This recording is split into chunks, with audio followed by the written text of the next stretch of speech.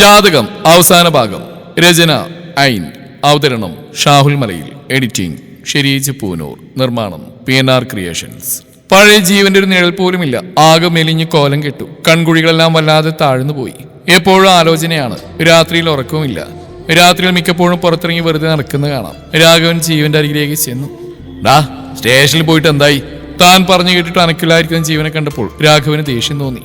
സുമതിയെ പറഞ്ഞിട്ടും കാര്യമില്ല. എന്തെങ്കിലും ചോദിക്കുമ്പോൾ ഇങ്ങനെ ഇരുന്നാൽ ആർക്കായാലും ദേഷ്യം വരില്ലേ? എടാ, നിനക്ക് ചെവി കേൾക്കില്ലേ?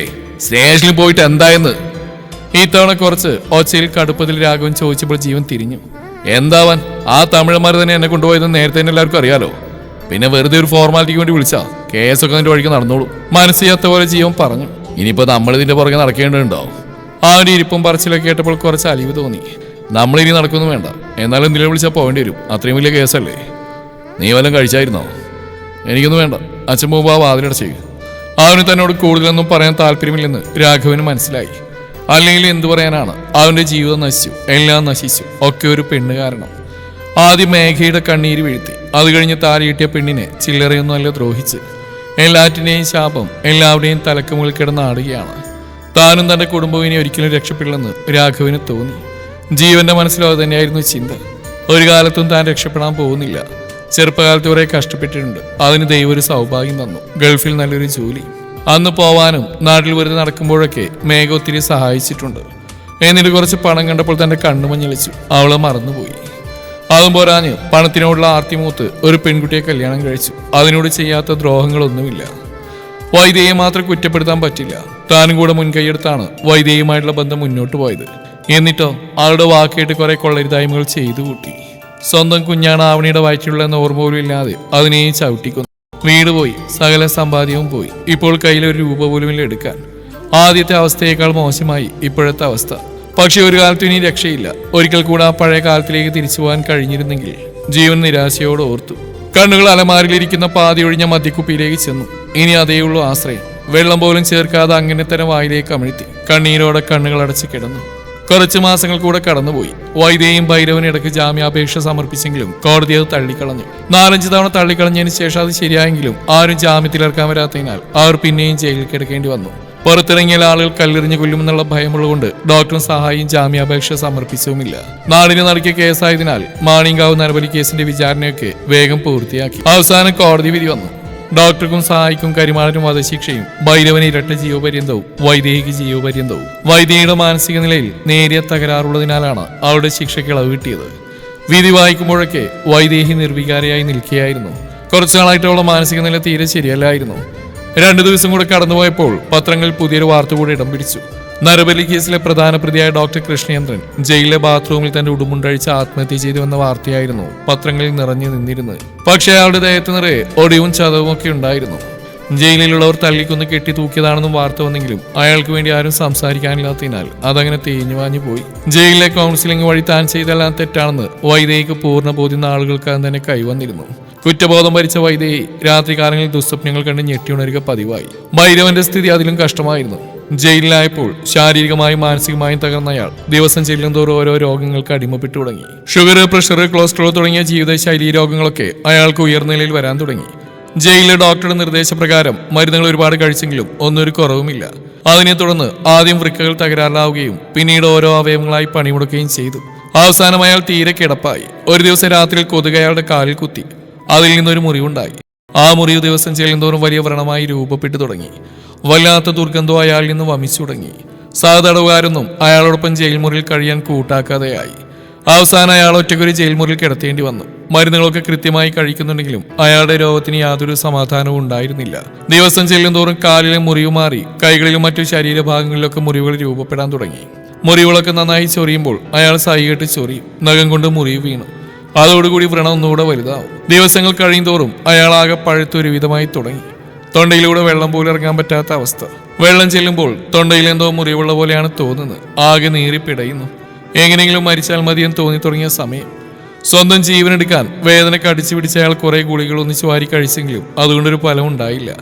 കുറെ ആയപ്പോൾ ജയിലധികൃതർ പോലും അറപ്പുകൊണ്ട് അയാളെ തിരിഞ്ഞു നോക്കാതെയായി. ജയിലിൽ പൂർണ്ണമായും കിടപ്പിലായ അയാൾ 2 വർഷത്തിന് ശേഷം ദേഹമാകെ പുഴുത്തു ചീഞ്ഞ് അവസാനമായി തുള്ളി വെള്ളം പോലും ഇറക്കാൻ കഴിയാതെ മരിച്ചുപോയി. വൈദേഹിയുടെ അച്ഛൻ മരിച്ച ഇവരെ അറിയിച്ചപ്പോൾ പതിവ് നിർവികാരം തന്നെയായിരുന്നു അവൾക്ക്. മൃതശരീരം എടുക്കാനൊന്നും ആരുമില്ലാത്തതിനാൽ അയാളെ പൊതുശ്മശാനത്തിലേക്കാണ് സംസ്കരിക്കാൻ കൊണ്ടുപോയത്. കൂട്ടത്തിൽ ഒരേ ഒരു മകളായ വൈദേഹിയും പോലീസുകാർ കൊണ്ടുപോയി. അപ്പോഴാണ് അവൾ ഭൈരവനെ അവസാനമായി കാണുന്നത്. പഴയ അച്ഛൻ്റെ ഒരു നിഴൽ പോലുമില്ല. 6 അടി പൊക്കവും അതിനൊത്ത വണ്ണമുള്ള ഭൈരവന് പകരം ഏർക്കിളിക്ക് സമമായി കിടക്കുന്ന ഒരു രൂപം. അത് കണ്ടപ്പോൾ മാത്രം വൈദേഹിയുടെ കണ്ണുകളിൽ നിന്നൊരു കണ്ണുനീർത്തുള്ളി അടർന്നു വീണു. ഭൈരവന്റെ ശരീരം ഇലക്ട്രിക് ശ്മശാനത്തിൽ സംസ്കരിച്ച് ഒരു പിടി ചാരമായി മാറി. തനിക്ക് ഈ ഭൂമിയിൽ സ്വന്തം എന്ന് പറയാവുന്ന ഒരേ ഒരാൾ മാത്രമേ ഉണ്ടായിരുന്നുള്ളൂ, തന്റെ അച്ഛൻ. അതിപ്പോൾ നഷ്ടപ്പെട്ടു കഴിഞ്ഞിരിക്കുന്നു. തിരികെ ജയിൽ വന്നതിന് ശേഷം വൈദേഹി വീണ്ടും മൗനത്തിൽ തന്നെയായി. അവളുടെ അച്ഛൻ മരിച്ച എല്ലാവർക്കും അറിയാം. പക്ഷെ സഹതടവുകാരൊന്നും അവളെ സമാധാനിപ്പിക്കാനായി ചെന്നില്ല. അല്ലെങ്കിൽ അവളോട് ആരും സംസാരിക്കാറില്ല. കൊടികുത്തിയ കുറ്റവാളികൾ വേറെ അവൾ കിടക്കുന്ന ജയിലുണ്ടെങ്കിലും വൈദേഹിയുടെ അത്ര കുറ്റം ചെയ്തൊന്നും ആരും തന്നെ അവിടെ ഉണ്ടായിരുന്നില്ല. അതുകൊണ്ട് തന്നെ എല്ലാവർക്കും അവളോടൊരു തരം ഭയമായിരുന്നു. എന്താ സിതുവേട്ടാ? 2 വയസ്സ് കഴിഞ്ഞ വാമിക മോളെ ഒക്കെ എടുത്ത് വെച്ച് മേഘ പുറത്തേക്ക് ഇറങ്ങി വന്നു. കുഞ്ഞിന് ചെറിയൊരു പനി, ഡോക്ടറെ കാണിക്കാൻ വേണ്ടി ഇറങ്ങിയതായിരുന്നു അവർ. അപ്പോഴാണ് കാറിൽ കയറാതെ അതിന് പുറത്തെന്തോ ആലോചിച്ച് ചാരി നിൽക്കുന്ന സിദ്ധാർത്ഥിനെ അവൾ കാണുന്നത്. ആളുടെ ചോദ്യം കേട്ടപ്പോൾ സിദ്ധാർത്ഥി ഞെട്ടി എന്ന പോലെ തിരിഞ്ഞു. വിനീത് വിളിച്ചിട്ടുണ്ടായിരുന്നു അങ്ങേരുടെ ശവസംസ്കാരം കഴിഞ്ഞെന്ന്. ഭൈരവന്റെ കാര്യം പറഞ്ഞപ്പോൾ തന്നെ മേഘയുടെ ഉള്ളിൽ ഭീതി നിറഞ്ഞു.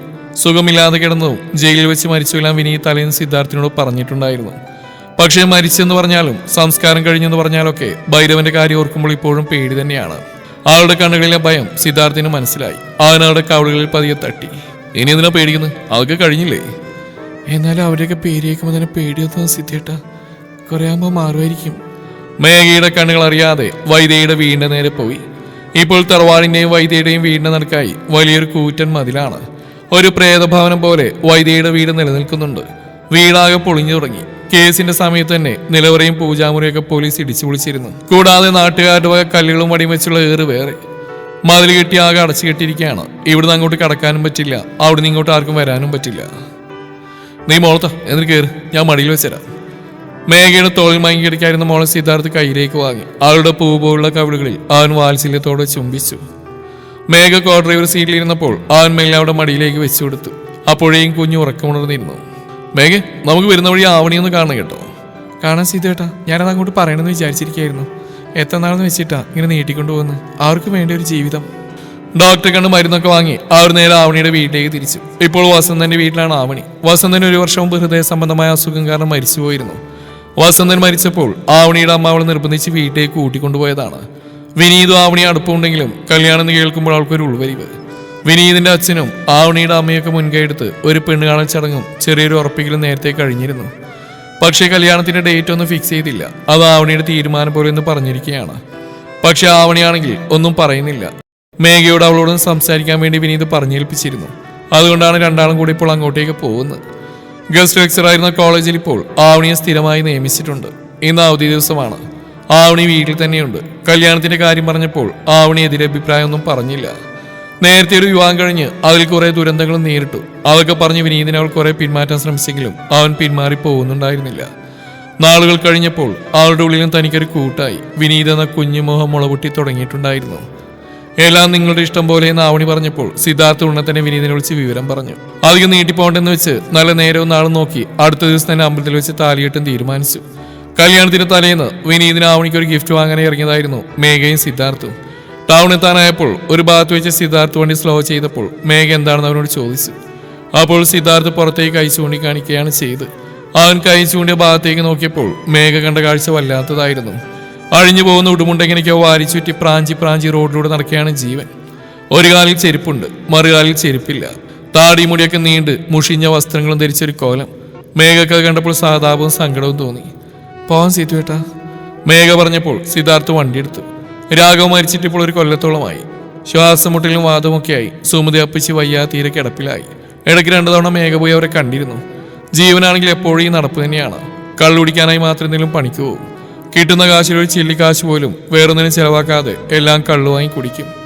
ജിനി വീട്ടിലെ ചെലവിനായി എന്തെങ്കിലും അയച്ചു കൊടുക്കും. അവൾ തന്നെ സുമതിയെ നോക്കാനായി ഒരു ജോലിക്കാരിയെ നിർത്തി കൊടുത്തിട്ടുണ്ട്. പറ്റുന്ന പോലെയൊക്കെ സുധാകരനും മേഘയൊക്കെ സുമതിയുടെ വീട്ടിലെ ചെലവിനും ചികിത്സയൊക്കെ എന്തെങ്കിലും കൊടുക്കാറുണ്ട്. മേഘക്ക് വിഷമായോ? മേഘയുടെ മിണ്ടാതെയുള്ള ഇരിപ്പ് കണ്ടപ്പോൾ സിദ്ധാർത്ഥ് ചോദിച്ചു. അവനും ജീവന്റെ കോലം കണ്ടപ്പോൾ എന്തോ വല്ലാതെ തോന്നിയിരുന്നു. സങ്കടം നല്ല സിറ്റുവേട്ടാ. പിന്നെ ഇങ്ങനെ നടക്കുന്ന കാണുമ്പോൾ നമുക്ക് എന്ത് ചെയ്യാൻ പറ്റും? ഓരോ വിധി, അല്ല എന്ത് പറയാനാ? മേഘ ഒരു ദീർഘനിശ്വാസം മുതിർത്തു. കുറച്ചു കഴിഞ്ഞപ്പോഴേക്കും ജ്വല്ലറി എത്തി. ആവണിക്കും വിനീതിനൊക്കെ കൈ ചെയിനാണ് അവരെടുത്ത്. പിറ്റേന്ന് ആ നാട്ടിലെ ശിവന്റെ അമ്പലത്തിൽ വെച്ച് ആവണിയെ വിനീത് താലി കെട്ടി തന്നെ സ്വന്തമാക്കി. പെണ്ണിന്റെയും ചെറുക്കന്റെ അടുത്ത ആൾക്കാർ മാത്രമുള്ള ഒരു ചെറിയ ചടങ്ങായിരുന്നു. വിനീത് ഒരാഴ്ച ലീവ് എടുത്തിട്ടുണ്ടായിരുന്നു. അന്ന് തന്നെ അവർ വിനീതിന്റെ നാട്ടിലേക്ക് പോവുകയും ചെയ്തു. അങ്ങനെ അതും കഴിഞ്ഞു. വീണ്ടും കാലങ്ങൾ കടന്നുപോയിക്കൊണ്ടിരുന്നു. വൈദേഹിക്ക് മാനസിക തകരാറുള്ളതുകൊണ്ടും ജയിലിൽ കിടക്കുന്ന നാളുകളിലൊക്കെ അവൾ നല്ല നടപ്പ് നടന്നതിനാലും ജീവപര്യന്തം ശിക്ഷ ഇളവ് ചെയ്യാൻ സർക്കാർ തീരുമാനിച്ചു. അങ്ങനെ 7 വർഷത്തിന് ശേഷം വൈദേഹി ജയിലിൽ നിന്നും പുറത്തേക്ക് ഇറങ്ങി. പരമേശ്വരന്റെ 65ാമത്തെ പിറന്നാളാണ്. 60ാമത്തെ പിറന്നാൾ ആഘോഷിക്കണമെന്ന് സിദ്ധാർത്ഥ് പറഞ്ഞുവെങ്കിലും വൈദേഹിയുടെ പ്രശ്നമൊക്കെ കാരണം പരമേശ്വരൻ നിർബന്ധപൂർവ്വം വേണ്ടെന്ന് പറഞ്ഞിരുന്നു. പക്ഷെ 65ാമത്തെ പിറന്നാൾ എന്തായാലും ആഘോഷിക്കണമെന്ന് രേണുകടക്ക് എല്ലാവരും പറഞ്ഞപ്പോൾ അയാൾക്ക് സമ്മതിക്കാതെ തരമില്ലെന്നായി. കുറെ നാളായി എന്ന് വിഷമങ്ങൾ മാത്രമാണ്. അതിനൊക്കെ ഇതുകൊണ്ടൊരു അറുതി വരട്ടെ എന്ന് കരുതി ബന്ധുക്കളെ വിളിച്ച് അത്യാവശ്യം വലിയ രീതിയിൽ തന്നെയാണ് പരമേശ്വരന്റെ പിറന്നാൾ ആഘോഷിച്ചത്. ഉച്ച കഴിഞ്ഞപ്പോഴേക്കും ബന്ധുക്കളൊക്കെ ഒരുവിധം പിരിഞ്ഞു കഴിഞ്ഞിരുന്നു. രേണുകയുടെ ആങ്ങളെയും ഭാര്യയും അവരുടെ മകനും മരുമകളും, മേഘയുടെ അച്ഛനമ്മമാരും അമ്മുവും അപ്പുവും ആവണിയും വിനീതും, അവരുടെ 2 മക്കളും ജിനിയും ഭർത്താവും, അവരുടെ മകനും മാത്രമേ പിന്നെ അവിടെ ബാക്കിയുണ്ടായിരുന്നുള്ളൂ. ആവണിക്കും വിനീതിന് 2 ഇരട്ട ആൺകുട്ടികളാണ്. സിദ്ധാർത്ഥിനും മേഘക്കും പിന്നീട് ഒരു ആൺകുഞ്ഞു കൂടെ പിറന്നു. യാദവ് എന്നാണ് 4 വയസ്സുകാരന്റെ പേര്. ജിനിക്ക് ഒരു മകൻ. കുറെ നാൾ കിടന്ന് ഇറങ്ങിച്ച് സുമതി അപ്പച്ചി 2 വർഷത്തിന് മുമ്പ് മരിച്ചുപോയി. സുമതി മരിച്ചതിന് ശേഷം കുറച്ചുനാൾ ജീവൻ ആ നാട്ടിൽ തന്നെ ഉണ്ടായിരുന്നു. എന്തെങ്കിലും ഒരു ജോലി ശരിയാക്കി തരാമെന്നൊക്കെ സിദ്ധാർത്ഥ് ജീവനോട് പറഞ്ഞെങ്കിലും ജീവൻ അത് കേട്ടില്ല. കുറച്ചുനാൾ ആ നാട്ടിൽ അലഞ്ഞുതിരിഞ്ഞ് നടന്നെങ്കിലും പിന്നെ ആ നാട്ടിൽ നിൽക്കാൻ പറ്റുന്നില്ല, വേറെ എവിടെയെങ്കിലും പോവുകയാണെന്ന് പറഞ്ഞ് സിദ്ധാർത്ഥിന്റെ കയ്യിൽ നിന്ന് കുറച്ച് കാശ് വാങ്ങി ജീവൻ സ്ഥലം വിട്ടു. കാശിൽ എവിടെയുണ്ടെന്ന് ഒരിടക്കാരോ കണ്ടിട്ട് പറഞ്ഞിട്ടുണ്ടായിരുന്നു. പിന്നെ ഒരു വിവരവുമില്ല. അമ്മു അപ്പവും ബാംഗ്ലൂർ കാർഡിയോളജിയിൽ സ്പെഷ്യലൈസ് ചെയ്യുകയാണ്. അവർ വൈകുന്നേരത്തോടുകൂടി ബാംഗ്ലൂരിലേക്ക് തിരിച്ചു പോകും. ഈ ഒരു കാര്യത്തിന് വേണ്ടി മാത്രം നാട്ടിലേക്ക് വന്നാണ് അവർ. ആവണിയും വിനീതും പോവാൻ നേരമായി എന്നും പറഞ്ഞ് ധൃതി കൂട്ടിയപ്പോൾ സിദ്ധാർത്ഥാണ് പറഞ്ഞ് എല്ലാവരും കൂടി ഒരു ഫോട്ടോ എടുക്കാമെന്ന്. അങ്ങനെ പരമേശ്വരനെയും രേണുകയും നടുക്കിരുത്തി സിദ്ധാർത്ഥിന്റെയും മേഘയുടെയും മക്കളായ വാമികയും യാദവിനെയും അവരുടെ അപ്പുറം ഇപ്പുറം ഇരുത്തി ബാക്കിയുള്ളവർ ഓരോ ക്രമത്തിൽ അറേഞ്ച് ചെയ്ത് നിന്നു.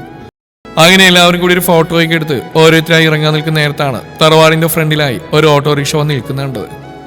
ഓട്ടോറിക്ഷയിൽ നിന്നും ഒരു പെണ്ണ് ഇറങ്ങുന്ന എല്ലാവരും കണ്ടു. പക്ഷെ തിരിഞ്ഞു നിൽക്കുന്ന കാരണം മുഖം കണ്ടുമില്ല. ഇതിപ്പോ ആരാണ് അവസീത്തേട്ടാ? ഗെയിനറിലേക്ക് സൂക്ഷിച്ചു നോക്കിക്കൊണ്ട് മേഘ ചോദിച്ചപ്പോൾ തന്നെ സിദ്ധാർത്ഥിന് ചെറിയൊരു സംശയം തോന്നുന്നുണ്ടായിരുന്നു, അത് വൈദേഹിയാണോ എന്ന്. അവന്റെ സംശയത്തെ ശരിവെച്ചുകൊണ്ട് വൈദേഹി ഉള്ളിലേക്ക് കയറാതെ ഗേറ്റിന്റെ പുറത്തുനിന്ന് തറവാടിന്റെ അവിടേക്ക് നോക്കി നിന്നു. എല്ലാവരും വൈദേഹിയെ കണ്ടു കഴിഞ്ഞു.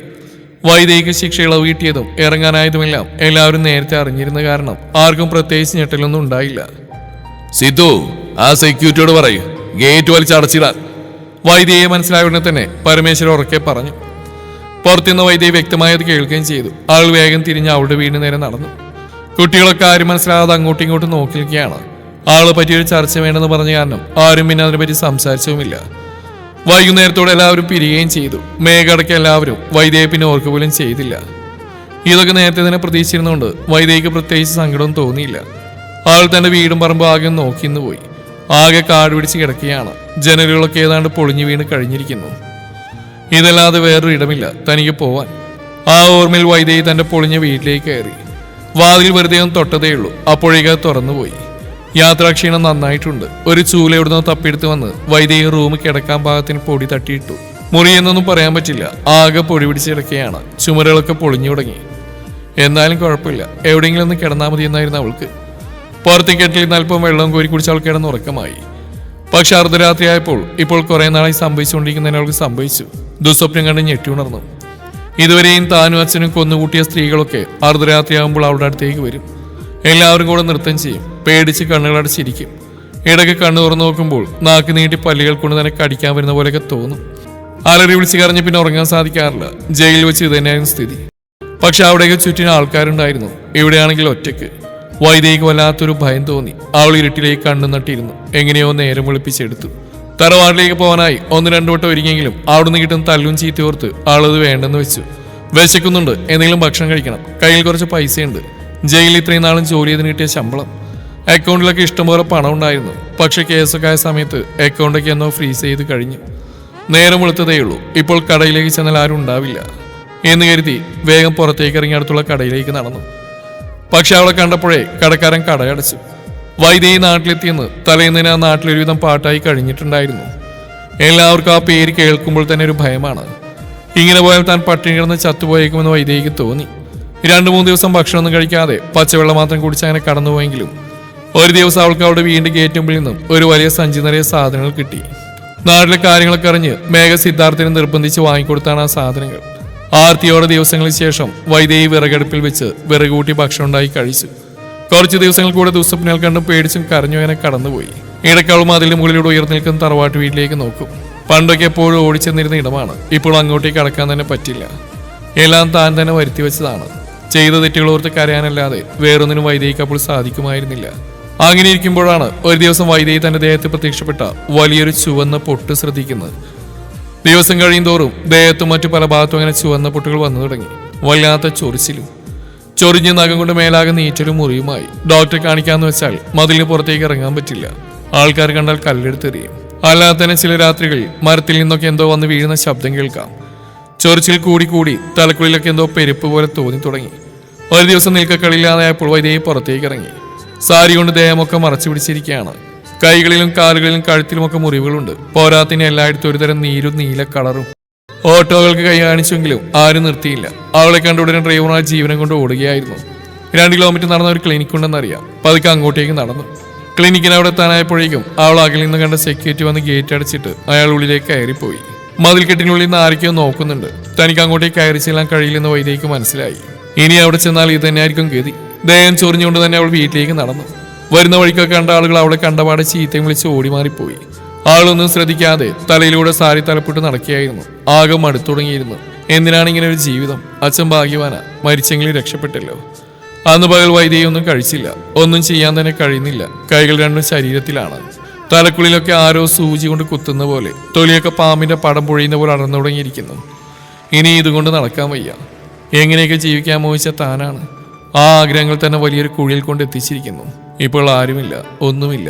രാത്രിയാവുന്നതിന് ഭയമാണ്. ചുറ്റിലും എന്തൊക്കെയോ മായക്കാഴ്ചകൾ. കൊന്ന സ്ത്രീകളെല്ലാം ആളാവിധം വന്ന് ഉപദ്രവിക്കാനും.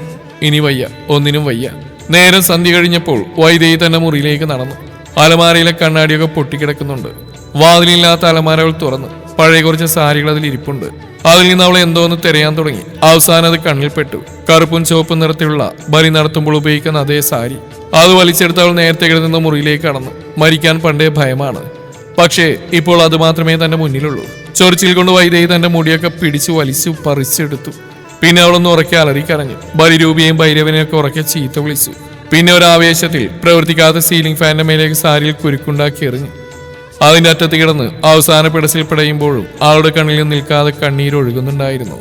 സിദ്ധുവേട്ടാ, വൈദേഹിയെ പുറത്തേക്കൊന്നും കാണുന്നില്ല കേട്ടോ. കുഞ്ഞുങ്ങളെ ഉറക്കി കിടത്തിയതിനു ശേഷം മേഘ സിദ്ധാർത്ഥിന്റെ അരികിൽ വന്നുകൊണ്ട് പറഞ്ഞു. നിനക്ക് വേറെ പണിയൊന്നുമില്ല മേഘ. അടുത്ത് എന്തെങ്കിലും ഒപ്പിക്കാൻ എവിടെയെങ്കിലും പോയിട്ടുണ്ടാവും. നീ എന്തിനാ അവളെ നോക്കി നടക്കാനൊക്കെ പോകുന്നു? 2 ആഴ്ചയായി വൈദേഹിയെ പുറത്തൊന്നും കാണുന്നില്ല. മേഘ ഇടയ്ക്ക് ശ്രദ്ധിക്കുന്നുണ്ടായിരുന്നു. ചിലപ്പോൾ കിണറ്റിൻ കരയിലൊക്കെ നിൽക്കുന്ന കാണാം. കുറച്ച് ദിവസമായിട്ട് അതുമില്ല. എത്രയായാലും ഒരു മനുഷ്യനെ സിദ്ധുവേട്ടാ, നമുക്ക് നാളെ അവിടെ വരെ ചെന്ന് നോക്കിയാലോ? കഴിക്കാനൊക്കെ വാങ്ങിക്കൊണ്ട് വെച്ച് കൊടുത്താണല്ലോ. അതൊക്കെ തിന്ന് എവിടെയെങ്കിലും ഇരിപ്പുണ്ടാവും. നീ വെറുതെ ഇല്ലാത്ത വള്ളിക്കെട്ട് തലയിലേക്ക് വലിച്ചു വെക്കണ്ട. അച്ഛനെങ്ങാനും അറിഞ്ഞാൽ അറിയാലോ. സിദ്ധുവേട്ടാ, മേഘൽപ്പം സങ്കടത്തോടെ വിളിച്ചപ്പോൾ സിദ്ധാർത്ഥിന്റെ മനസ്സലിഞ്ഞു. വിഷമിക്കണ്ട, നമുക്ക് നാളെ ഒന്ന് പോയി നോക്കാം. അച്ഛനെങ്ങാനും വല്ലതും ചോദിച്ചാ ഞാൻ നിന്റെ പേര് പറയും കേട്ടോ. ആ പറഞ്ഞു. ആൾ സിദ്ധാർത്ഥിനെ കവളിൽ പിടിച്ച് വലിച്ചു. പിറ്റേന്ന് 2 കൂടെ വൈദ്യയുടെ വീടിന്റെ മുൻഭാഗത്തേക്ക് കയറ്റിടന്ന് അകത്തേക്ക് പ്രവേശിച്ചു. ആകെ കാട് പിടിച്ച് കിടക്കുകയാണ്. വീടടക്കുന്ന ഒരു രൂക്ഷമായ ഗന്ധം അവിടെ നിറയുന്നുണ്ടായിരുന്നു. മൂക്ക് പൊത്തി പിടിച്ചാണ് 2 വീടിനടുത്തേക്ക് നടന്നത്. ഉള്ളിലേക്ക് കയറേണ്ടി വന്നില്ല. അപ്പോഴേക്കും പുറത്തെ റൂമിന്റെ ജനലിലൂടെ കണ്ടു. കറുപ്പും ചുവപ്പും മിക്സ് ആയിട്ടുള്ള സാരിയിൽ ഫാനിൽ തൂങ്ങിയാടുന്ന പുഴുവരിച്ച് നിലനിൽക്കുന്ന വൈദേഹി. കാഴ്ചണ്ട് അലറിക്കറിഞ്ഞ മേഘയെ സിദ്ധാർത്ഥ ഭയത്തോടെ ചേർത്ത് പിടിച്ചു. പിന്നെ ആളായി പോലീസായി ബഹളമായി. ശരീരഭാഗങ്ങൾ കുറെ കഴുകി പുഴുവരിച്ചു പോയിരുന്നു. ഉള്ളതൊക്കെ കെട്ടിപ്പറിക്കി പോലീസുകാർ കൊണ്ടുപോയി. മൃതദേഹം ശ്മശാനത്തിൽ തന്നെയാണ് സംസ്കരിച്ച്. അങ്ങനെ ഒരു നാട് മുഴുവൻ കരികളിൽ വീഴ്ത്തിയ വൈദേഹി എന്ന അധ്യായം അവിടെ അവസാനിച്ചു. 1 വർഷത്തിന് ശേഷം വീണ്ടും ഏഴിലത്തെ തറവാട്ടിലെ ഒരു ഉത്സവകാലം. ബാംഗ്ലൂരിൽ നിന്ന് അമ്മും അപ്പവും പിന്നെ ആവണിയും വിനീതും മക്കളൊക്കെ എത്തിച്ചേർന്നിട്ടുണ്ട്. ഇന്ന് ഉത്സവത്തിന്റെ അവസാന ദിവസമാണ്. ചെറിയ പരിഭവത്തിലായിരുന്നു മേഘ. സിദ്ധാർത്ഥിനെ മേഘ കണ്ടിട്ട് 2-3 ദിവസങ്ങളായിരിക്കുന്നു. ഉത്സവത്തിന്റെ ഓരോ കാര്യങ്ങളുമായി ഓടി നടക്കുകയാണ് അവൻ. ഇന്നത്തോടുകൂടി എല്ലാം കഴിയും. എല്ലാവരും ഒരുങ്ങിക്കെട്ടി കുട്ടികളെയും കൂട്ടി അമ്പലത്തിലേക്ക് ഇറങ്ങി. രാത്രി വെടിക്കെട്ടുണ്ട്. അമ്പലത്തിലെത്തിയിട്ടും മേഘയുടെ കണ്ണുകൾ ചുറ്റും ഓടി നടക്കുകയായിരുന്നു. സിദ്ധാർത്ഥിനെ എവിടെയും കാണുന്നില്ല. ഇടയ്ക്ക് എല്ലാവരും പിടിച്ചു വലിച്ച് കൊണ്ടുപോയപ്പോൾ കച്ചവടക്കാരുടെ കയ്യിൽ നിന്ന് ഓരോ സാധനങ്ങളൊക്കെ വെറുതെ വാങ്ങിക്കൂട്ടി. വെടിക്കെട്ട് തുടങ്ങി. എല്ലാവരും പല വഴിക്ക് പോയി. ഒരു കോണിൽ നിന്ന് ഐസ്ക്രീം തുടങ്ങിയായിരുന്നു മേഘ. കണ്ണുകൾ ആകാശത്താണ്. പല വർണ്ണങ്ങൾ ആകാശത്ത് പൊട്ടിവിരിയുന്ന കാഴ്ച കൗതുകത്തോടെയാണ് അവൾ നോക്കി നിന്ന്. തോളിലൊരു മൃദുസ്പർശം. തലയിരിച്ച് നോക്കിയപ്പോൾ പുഞ്ചിരിയോടെ തന്റെ തോൾ കൈയിട്ട് നിൽക്കുകയാണ് സിദ്ധാർത്ഥ്. കാണുമ്പോൾ പിണങ്ങി നിൽക്കണമെന്നൊക്കെയാണ് വിചാരിച്ചെങ്കിലും അവന് മുഖം കണ്ടപ്പോൾ തിരികെ പുഞ്ചിരിക്കാതിരിക്കാൻ അവൾ കഴിഞ്ഞില്ല. നല്ല ആളാ, എവിടെയായിരുന്നു? കുഞ്ഞു പിണക്കത്തോടെ മേഘ ചോദിച്ചു. എവിടെ തന്നെ ഉണ്ടായിരുന്നു, ഇനി എവിടെയും പോവില്ല, എവിടെ തന്നെ ഉണ്ടാവും. അത് പറഞ്ഞ് സിദ്ധാർത്ഥ് മേഘയുടെ കയ്യിൽ നിന്ന് ഐസ്ക്രീം വാങ്ങിയെന്നുണഞ്ഞ് തിരികെ അവൾക്ക് തന്നെ കൊടുത്തു. ആകാശത്ത് നക്ഷത്രങ്ങൾ വിരിയുന്നതും ആ ഉത്സവമേളങ്ങളും കൂടെ ആയപ്പോൾ മേഘയുടെ ഓർമ്മ കുറേ വർഷം പുറകിലേക്ക് പോയി. തങ്ങളുടെ കല്യാണത്തിന് തൊട്ടുമുമ്പുള്ള ഉത്സവം. അന്ന് ഇതുപോലെ സിദ്ധുവേട്ടനെ കണ്ടിരുന്നു, വൈദേഹിയുടെ കൂടെ. അന്നൊരിക്കലും വിചാരിച്ചിരുന്നില്ല സിദ്ധുവേട്ടൻ തന്റെ പ്രാണനായി മാറുമെന്ന്. സിദ്ധുവേട്ടൻ അങ്ങനെ ഒരിക്കലും കരുതിയിട്ടുണ്ടാവില്ല. കാലവും വിധിയും തങ്ങളിപ്പോൾ ഒരുമിച്ച് നിർത്തിയിരിക്കുന്നു. പുഞ്ചിരിയോടെ എന്തോർത്ത് നിൽക്കുന്ന മേഘയുടെ കവിളിൽ ചുറ്റും നോക്കി സിദ്ധാർത്ഥ ഒന്ന് അമർത്തി ചുംബിച്ചു. സിദ്ധുവേട്ട, എന്താടീ? അവനും അപ്പോൾ മേഘയുടെ എന്തൊക്കെയോ മധുരമുള്ള ഓർമ്മകളിലായിരുന്നു. മേഘ അവന്റെ കൈകളിൽ തന്റെ കൈ ചുറ്റിപ്പിടിച്ച് തോളിലേക്ക് പതിയെ തലയായിച്ചപ്പോൾ സിദ്ധാർത്ഥ അവളെ പൊതിഞ്ഞു പിടിച്ച് നെറുകയിൽ അമർത്തി ചുംബിച്ചു. ഇനി 7 ജന്മങ്ങളിലും കൈവിടില്ലെന്ന് അവരുടെ മനസ്സുകൾ പരസ്പരം പറയുന്നുണ്ടായിരുന്നു. സിദ്ധാർത്ഥിന്റെയും മേഘയുടെയും കഥ അങ്ങനെ ഇവിടെ അവസാനിക്കുകയാണ്. മറ്റന്നാൾ മുതൽ പുതിയ കഥ ആരംഭിക്കുന്നതാണ്. നിങ്ങളുടെ അഭിപ്രായങ്ങൾ കമന്റുകളായി രേഖപ്പെടുത്തുക. താങ്ക്